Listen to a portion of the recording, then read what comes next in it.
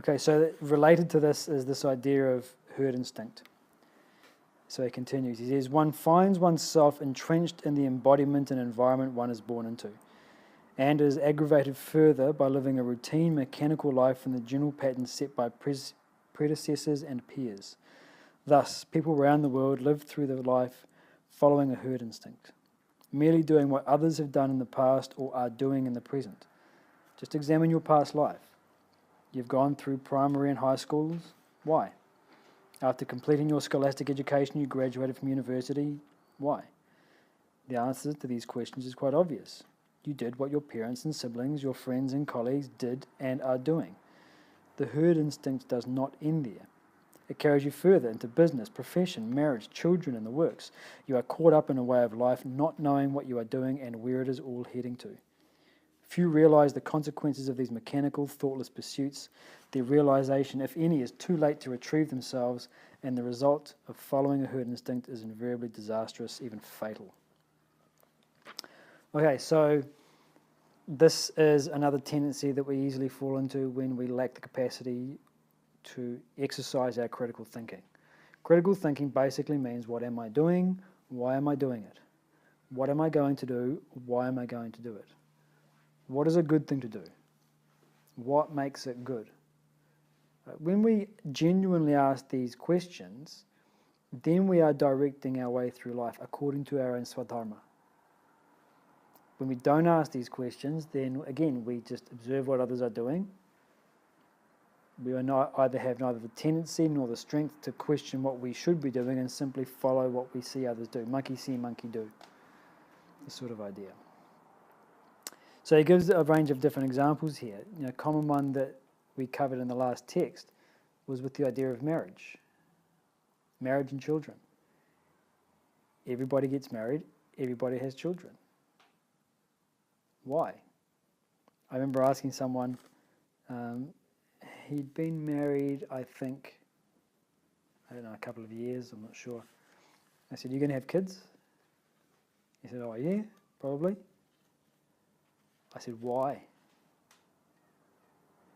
And he said, there's a pause, and he said, "Well, that's what you do after you get married. Once you get married, you have kids." Verbatim, those were his exact words. That's what you do after you get married. So it's the environmental pressure again. It's this idea of a herd instinct. Everyone's doing it. It must be a good idea, so I'll do it. And that doesn't mean, again, that if everyone's doing it, therefore I won't do it. Although that's not a bad rule of thumb. But if everyone's doing it, okay, maybe it's okay for me, maybe it's right for me, maybe it's not. You've got to make a careful evaluation of your own tendencies. Why would I get married? Okay, if I'm going to enter into a marriage relationship, why would I do it? Okay, why does anybody, what are the reasons in general to get married? And again, that last text, he gave the 6 reasons for marriage. Am I going to have children? Well, if I did, why would I? First of all, do I have the desire for it? Is this part of my personality? Do I actually have the desire to be a parent? And if I were to choose that avenue in life, why would I choose it? And if I were to choose the avenue of not having children, why would I not choose it? So the intellect is like a lawyer. It can argue both sides of it, and you should do that. I don't know if you ever learned debating at school. That's such a fantastic thing to learn. Because when you are on a debating team, you don't just argue your point. In preparation, you have to argue all of the opposing points. So you know exactly what they're going to say, and you can refute them. Or better yet, undercut them before they get up and say them. So when you get on a debate team, you don't just think about what your side of the argument is. You have to make the other side of the argument as strongly and coherently and convincingly as possible, so that you are prepared to make yours even more so. So do the same thing in your own life. This is why I would get married. This is why I would have kids, for these reasons. These are the reasons why I wouldn't. And then stop being a lawyer and then be the judge. Which one is the better argument?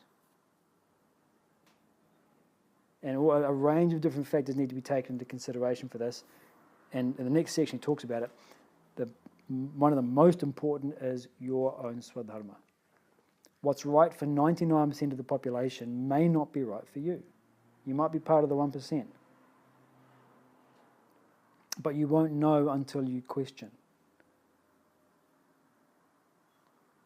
So there's nothing wrong with, as he says, going to university, getting a job, getting married, having kids, and the works. Nothing wrong with any of those activities. But there is something wrong with doing them if it's not in your nature. Then you'll have a miserable life. Because you'll be living someone else's life. You'll be wearing someone else's clothes. You'll be playing someone else's part. There'll be no sense of authenticity. And it doesn't matter how successful you are. You get railroaded into a career that's not yours. And you're fantastic at it. You're very successful. Does not matter.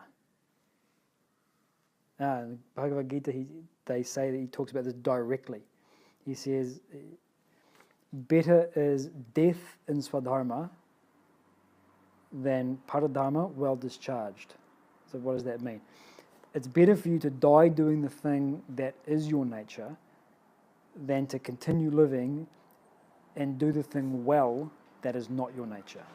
All right, remember the Gita's poetry, so don't take all these things too literally. But to that extent, they talk about it.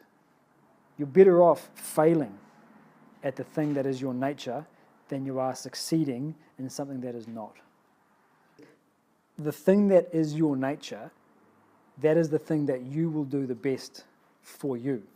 Even if you fail in the greater scheme. Yeah, it doesn't mean that you're going to be the best in the world at it, but it'll be the best thing that you can do. Having said that, also, if you do follow your swadharma, the thing that is your nature, you will naturally rise higher than others, right? But also, it doesn't necessarily mean that you've got control over the other external factors that are necessary for your success. For you to succeed in anything, there has to be a range of other factors that come in. What we were talking about earlier on today, this idea that marketing. You might be fantastic at building,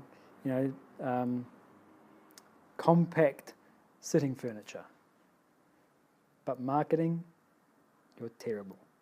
You've got the best furniture ever, but the guy who's got furniture which is half as good, he's better at marketing than you, and so he's much more successful. If you are measuring success by sales. So again, this is another question. How are you measuring success?